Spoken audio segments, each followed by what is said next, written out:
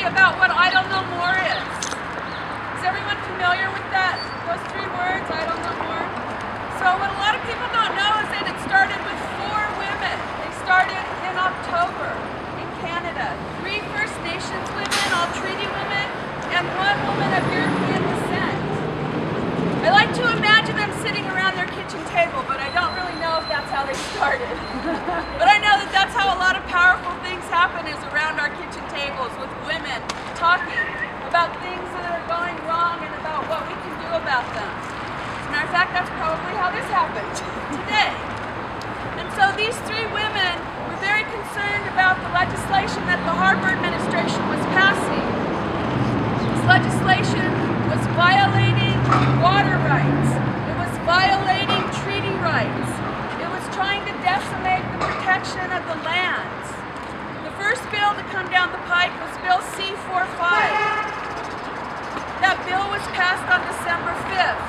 On December 4th, there were over 2 million bodies of water in Canada. 2 million that were protected. After that bill was passed on December 5th, there were only under 200 bodies of water that were protected. Went from 2 million to 200.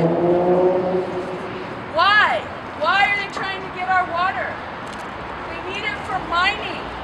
They need it to mine the tar sands. They need it to mine uranium. They need it to mine the gold. They need it to pull the veins of the liquids and the beautiful treasures that our Mother Earth holds in her body. They're stealing parts and pieces of our Mother Earth for this. They all have the mental illness of greed. It's a mental illness that we have to pray for them about, because they're sick. They've lost the connection that we all feel when we tap into that web of life that connects everything, not only on this planet, but it connects everything throughout the cosmos. All the stars, all the planets, all those beautiful glass clouds that we see on the images coming in from the Hubble telescope. All of that is connected to the web of life. And these people who are mentally ill, who don't have that connection, are destroying our ability to exist here on Mother Earth. I need some water. There's a bottle of water right here. Here you go. Grab that. Thanks. I don't know whose this is, but I'm drinking it. Cheers, Pennie.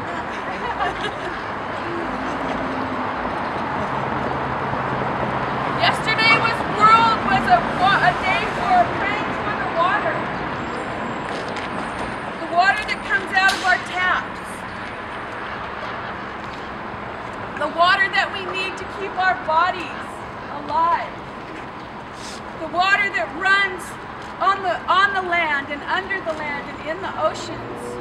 Native people have always known that that water is intelligent. It communicates.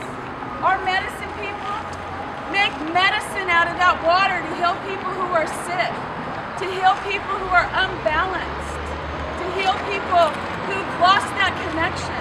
The water that's in our veins is connected to all the water on the earth. And now it's connected to that dirty water on the earth, that polluted water that's on the earth, that we have to pray for. And so right now, I want us to join our hearts all around this circle, to join it all together, and to think about the water that's in our veins.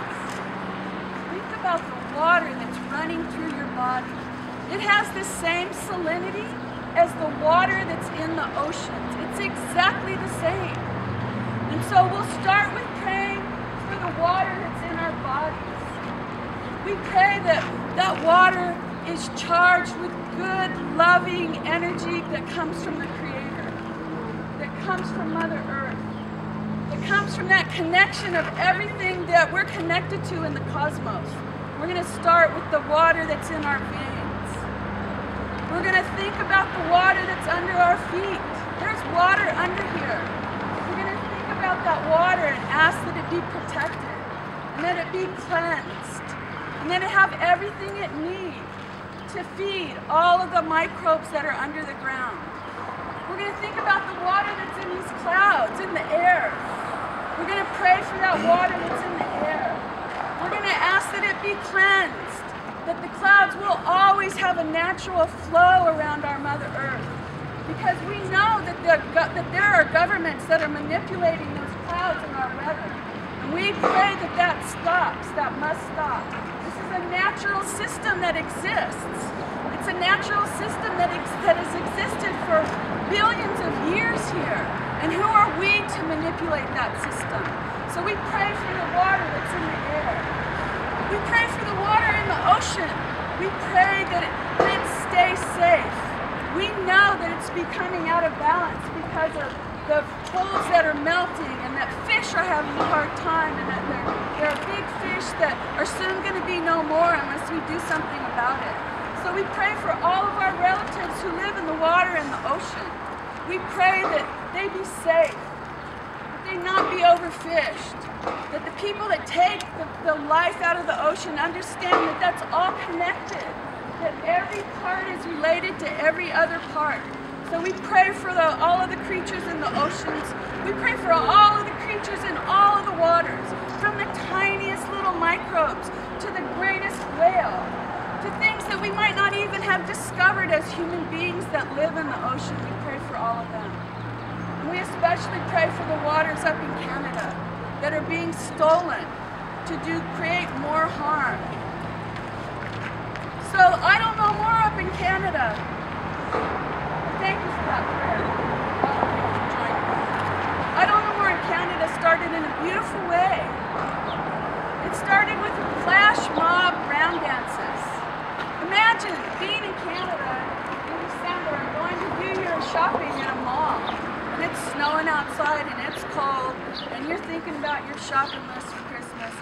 And all of a sudden, hundreds or thousands of Native people and our allies show up and start dancing and singing and telling people about the tar sands and telling people about these bills that are coming down the pipe that are going to ruin everything, and telling people about these pipelines that they want to build from the tar sands to the East Coast and the tar sands to the West Coast and the tar sands all the way down to Texas. That's why people rose up. Then we all started to see all the solidarity signs from all over the world. The letter from the Campesino movement in Guatemala that ended with, "And we send our hugs to you." A movement based on love and respect for one another and for Mother Earth, for all the waters and all the creatures. There is something happening here. There is something amazing happening here.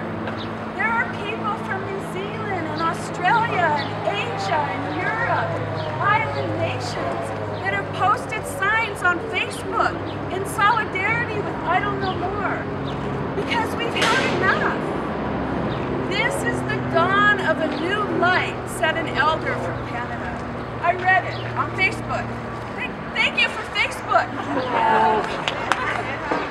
The dawn of a new light is here. And part of that dawn of the new light is the Mayan people and all of the ancient organizations, all the ancient peoples of this planet who knew that this time was coming. They knew it was going to be here. The last glyph in the Mayan Codex, which is in Germany, for the last era, which is the new glyph for the new era, is a seated woman who's been handed the staff of power and authority. And that's this time that we live in. It's not about women taking control. It's not about men taking control. It's about humanity coming up together, opening our eyes and looking around for all of us and saying, what can we make together? What kind of beautiful life can we make together? What can we imagine that will clean everything up? What kind of cities do we want to live in? How do we want to grow our food? What kind of food do we want? What kind of food do we need? That's the brilliant society that we are creating. By coming here together today, that's what we're doing. We are beginning to create the brilliant society in this dawn of the new life.